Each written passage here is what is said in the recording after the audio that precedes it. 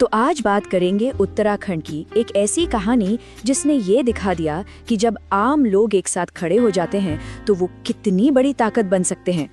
चलिए इस पूरी कहानी को जरा करीब से समझते हैं।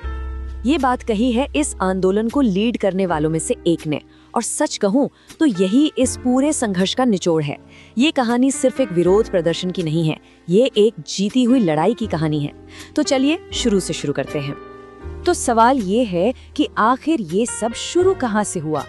असल में इसकी जड़ थी सरकारी नौकरियों की भर्ती में फैला वो करप्शन, जो न जाने कितने ही युवाओं के सपनों और उनके भविष्य को दीमक की तरह खा रहा था।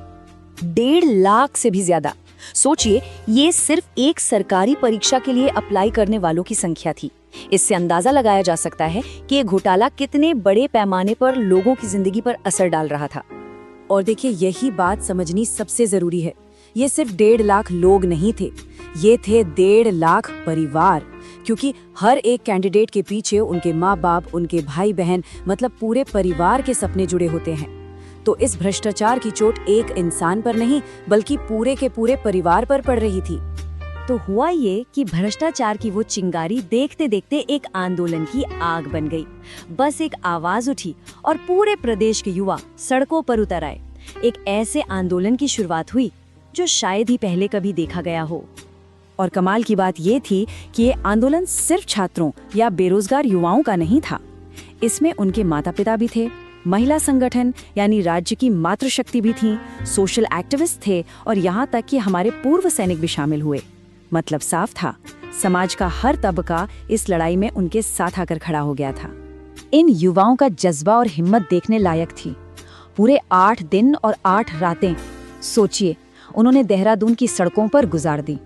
कई बार तो ठीक से खाना तक नसीब नहीं हुआ। ये उनके त्याग और अपनी मांगों के प्रति उनकी जबरदस्त कमिटमेंट को दिखाता है।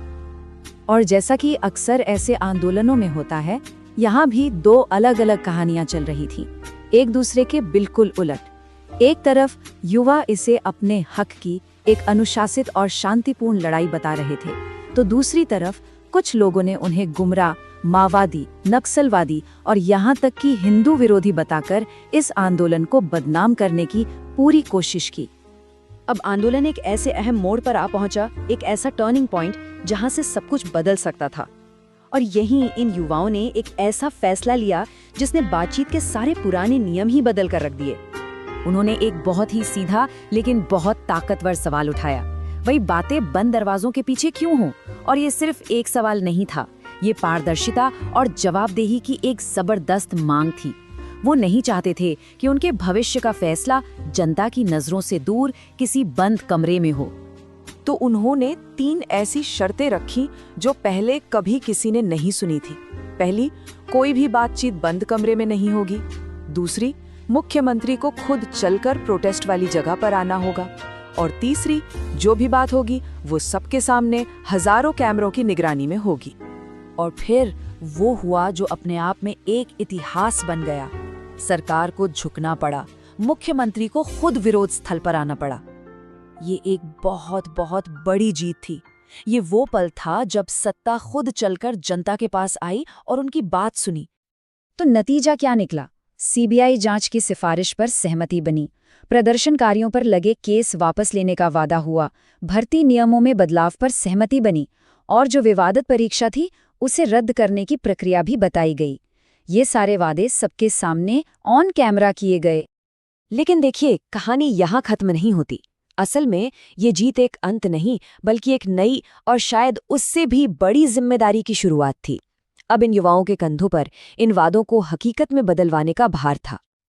और इन युवाओं ने सरकार को आराम से बैठने का मौका बिल्कुल नहीं दिया। उन्होंने अपने वादों पर अमल करने के लिए 10 अक्टूबर की एक डेडलाइन दे दी। ये एक साफ संदेश था कि सरकार पर दबाव लगातार बना रहेगा। और इसके साथ ही आंदोलन का अगला फेज शुरू हो गया, सबूत जुटाना।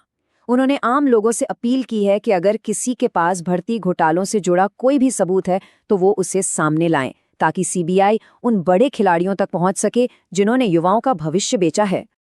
इस पूरे आंदोलन ने ना प्रदेश में एक नई रीत कायम कर दी है, मतलब एक नई परंपरा। ये एक ऐसा मॉडल है जो दिखाता है कि कैसे आम नागरिक अगर एकजुट हो जाएं तो वो सत्ता को जवाबदेह बना सकते हैं और सिस्टम में पारदर्शिता ला सकते हैं। और आखिर में ये एक बात इस पूरे आंदोलन की सीख को, उसकी विरासत को हमेशा जिंदा रखेगी। इसने ये साबित कर दिया है कि अगर मांगे सच्ची हों और लड़ाई पूरी ईमानदारी और अनुशासन से लड़ी जाए तो जीत होकर रहती है। ये कहानी सिर्फ उत्तराखंड की नहीं है, बल्कि ये पूरे देश में उन सभी के लिए एक मिसाल है जो अपने हक के लिए आवाज उठा रहे हैं।